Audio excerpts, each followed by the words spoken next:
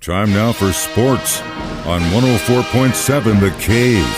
Here's Ned Reynolds. Mike, the intern, Ned Reynolds in the studio. It's Tuesday, and I won both of my bracket groups. Exactly like I thought it was going to go down. Purdue, UConn wins, so I got first place in both. So you ought to be on top of the world. Yeah, we'll see. See what I get. It was a dominant performance for the Huskies, who win now the national championship for the second straight year. First time it's happened in men's basketball since 2006-2007 when Florida won back-to-back.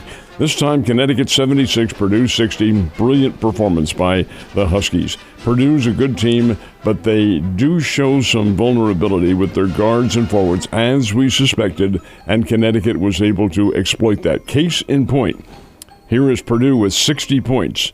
Zach Edey had 37 of them. 37 of the 60 points. The rest of the team combined, obviously, for 23. That's not going to win for you, folks, and it did not.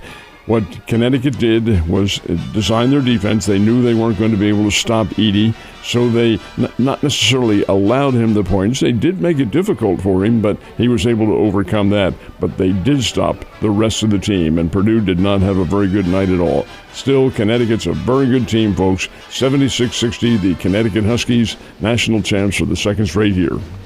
Based on the way you and the rest of the B team were talking in Ned Talk on Sunday, you would have thought everyone in the entire country was watching that female national championship game. But how were those ratings, actually? Well, the women's ratings broke the record. That's awesome. 18,700,000 fans watched the game on Sunday. This is interesting, too. Sunday afternoon. Here's a nice Sunday afternoon in April in the Midwest, and still they had bonkers ratings on this.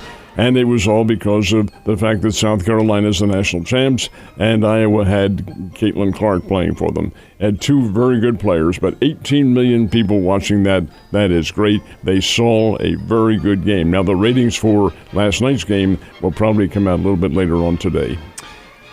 Be interesting to see how much. Obviously, it's going to be more, but that's really great that a lot of people tune in to watch the ladies. Not necessarily. You don't think so? Well, I'm not necessarily. Let's see what happens, because 18 million is a lot of folks. It is. And on a Monday night watching TV, well, you just don't know. We'll see what happens. Very true, especially when you have such a huge event like we did yesterday with the solar eclipse. So maybe that was competing. Who knows? MSU baseball Bears not having the greatest season. Who do they play today? They go back down to Tulsa to play Oral Roberts again. This is the second time they've been down there to play ORU.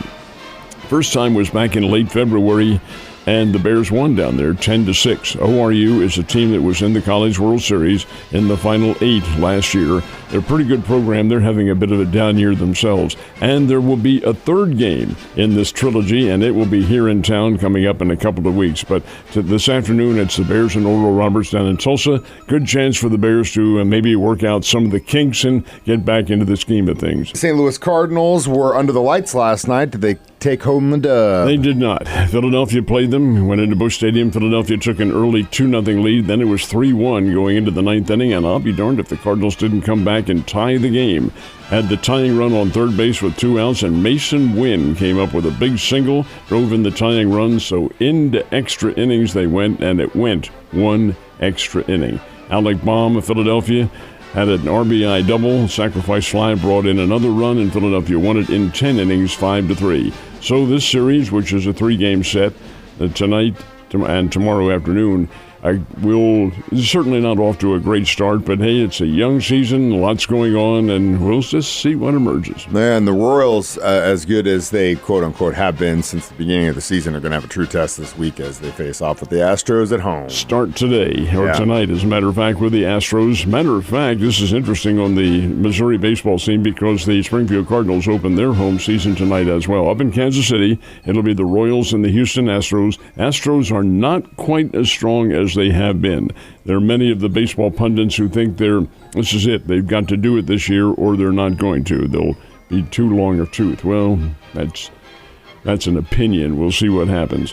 But here in town, the Springfield Cardinals, who are off to a 3-0 start, will take on the Wichita Wind Surge in the start of a 6-game series that runs through Sunday afternoon. So there's a lot going on. The Springfield Cardinals have a very good team. I think they're going to be a contender in the Texas League in the Northern Division, and who knows, they may even win the thing. But it all starts tonight over at Hammons Field.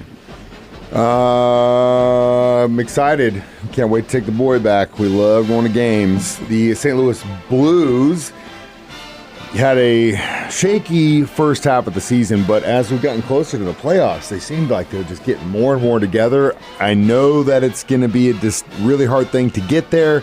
Will they actually make the playoffs? I don't think they will, and I'll tell you why. There are only 4 games left in the regular season before the Stanley Cup playoffs begin. The Blues are in a wild card situation. That means that they have to win. There are 2 wild card teams. Each of the conferences has their 3 division winners. That amounts to 6 teams, plus the 2 best wild card teams. And right now, the Blues are not one of the 2 best wild cards. They're the 3rd best. So they're chasing a couple of teams in front of them, and that's going to be awfully tough. Blues have 87 points. The teams that they are chasing have 93. And with 4 games remaining, that's a long way to go. So we'll see what happens, but I would say it's not real positive for St. Louis right now. Well, hopefully they can pull out a miracle, Ned. You have a great Tuesday. I'll see you tomorrow.